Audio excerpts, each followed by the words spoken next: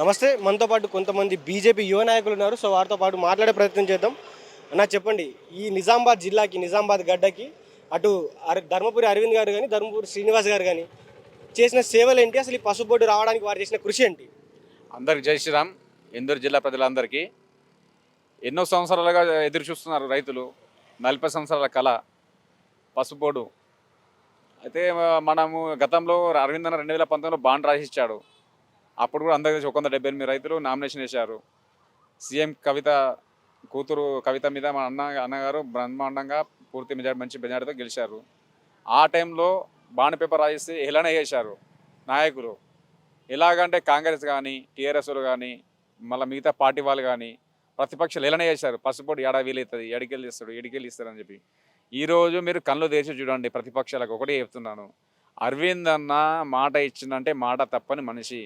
ఎంత కేంద్రంతో, ఎంత కేంద్ర మంత్రులతోటి, ప్రధానమంత్రితోటి, ఇట్లా కేంద్ర హోంమంత్రి అమిత్ షా తోటి, ఎంతోమంది నాయకులతోటి కూర్చుండి ఖచ్చితంగా నిజామాబాద్లో పసుపు బోర్డు ఏర్పాటు చేయాలా అని చెప్పేసి స్వయంగా ఒక దేశ ప్రధానమంత్రితోటి అక్కడ మన మహబూబ్ నగర్లో చెప్పనించడం జరిగింది.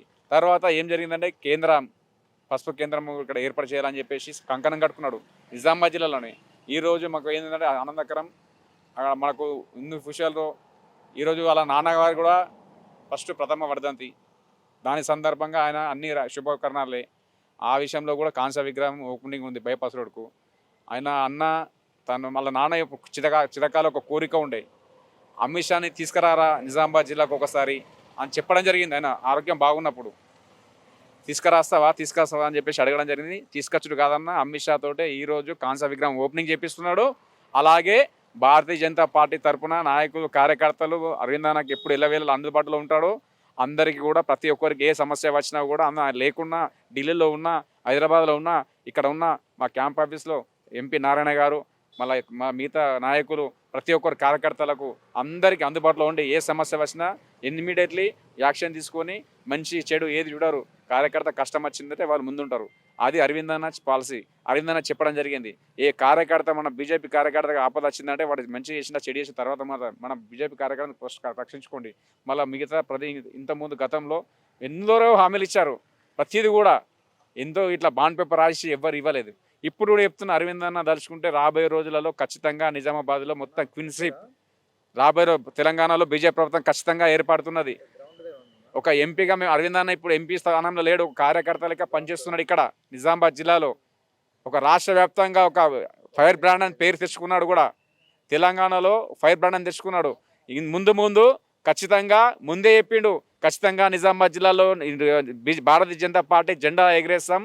రానున్న రోజులలో మున్సిపల్ కానీ, జెడ్పీటీసీలు కానీ, ఎంపీటీసీలు కానీ, సర్పంచులు కానీ, వార్డు మెంబర్లు కానీ ప్రతిదీ ఒక విషయంలో కానీ నో కాంప్రమైజ్. చిన్న కార్యకర్త నుంచి పెద్ద నాయకుల వరకు ప్రతి ఒక్కరికి సపోర్ట్ చేస్తా అని చెప్పి మాట ఇవ్వడం జరిగింది. జిల్లా మొత్తం కాషాయం అయిపోతుంది.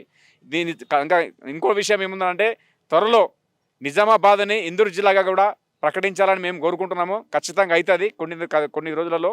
అది కూడా శుభవార్తనే. కొన్ని రోజులలో ఈ ఎలక్షన్స్ అయిపోగానే తర్వాత ఇంకేమున్నదంటే ఈరోజు డి శ్రీనివాస్ గారి వర్ధంతి సందర్భంగా వాళ్ళకు కూడా మేము నివాళులు అర్పిస్తున్నాము. డివిజన్లో 30కి పైన స్థానాలు సంపాదించినాము మేము. అప్పుడే మాకు మేయర్ అవుతుంటే ఈసారి ఖచ్చితంగా 100% మేయర్ పీట మాదే నిజామాబాద్లో. రాసి పెట్టుకోండి ప్రతిపక్షాలారా, మీకు కూడా ఆహ్వానం మేము తెలిపినాము. ప్రతిపక్ష పార్టీలందరికీ, రైతులలో మీరు కూడా రాస్తారు. బీజేపీకి సంబంధించింది కాదు ఈ ప్రోగ్రాం, ప్రతి ఒక్క రైతుకు సంబంధించింది. ఎన్నో రోజుల నుంచి ఎన్ని రైతుల కష్టాలు చూస్తున్నారు. పసుపు ఎగుమతి ఓన్లీ మన కోసం చేయకసిరలు. ఆ ప్రపంచ దేశాలు పసుపుని ఆహ్వానిస్తున్నాయి. పసుపు ఫస్ట్ లేనిది ఏ కార్యం కూడా శుభకార్యం జరగదు. పసుపు ముఖ్యం, చాలా ముఖ్యమైనది.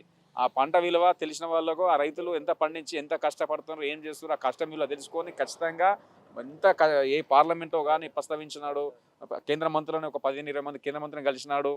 ప్రధానమంత్రి దృష్టికి తీసుకెళ్ళినాడు. అంతా ప్రధానమంత్రి స్వయంగా మహబూబ్నగర్లో సభలో చెప్పినాడంటే మన అరవింద్ అన్న ఎంత కృషి ఉంటుందో ఆలోచించండి. ఎంతగానో మొండిగటం ఆయన పట్టింది అంటే ఖచ్చితంగా మొండిగటం అని ఒకటే నినాదం, నిజామాబాద్ పసుపు బోర్డు, జాతీయ పసుపు బోర్డు తెలంగాణలో రావాలా అని, నిజామాబాద్లో ఓపెనింగ్ కావాలా, ఇక్కడనే ప్రారంభోత్సవం జరగాలని చెప్పి అనుకున్నాడు. ఆ కంకణం నెరవేరింది. మా కార్యకర్తల తరఫున అరవింద్ అన్నకు ప్రత్యేక కృతజ్ఞతలు. అలాగే అలా డి శ్రీనివాస్ అన్నకు ప్రథమ వర్ధంతి ఇది రైతన్నల ఇది మా నిజామాబాద్ ఇందూర్ రైతన్నల విజయము మరియు ధర్మపురి అరవింద్ అన్న గారి అసలైన విజయం ఇది. చిన్న విషయం కాదు పసుపు బోర్డు తీసుకురావడం, కానీ అంటే ఒక ఛాలెంజ్ చేసి ప్రధాని మంత్రిని ఒప్పించడం అంత ఈజీ కాదు. ఇది రైతన్నల భారీ విజయము. ఒక తండ్రికి ధర్మపురి శ్రీనివాస్ గారికి ఒక అసలైన సుపుత్రుడు. మరి నెక్స్ట్ ఎంపీగా కూడా అరవింద్ అన్న గారే ఉంటారు. కానీ ఇప్పటి నుంచి మన ఇందూర్ అనండి భారత మరో మినిస్టర్గా అరవింద్ ఉంటారు. నేను ఇక ఏమీ చెప్పలేను. ఇది ఒక భారత్ విజయం, రైతన్నల విజయం అంటే భారత విజయం. జై Hind. Please subscribe to the channel and download the Politicos app from the links in the description.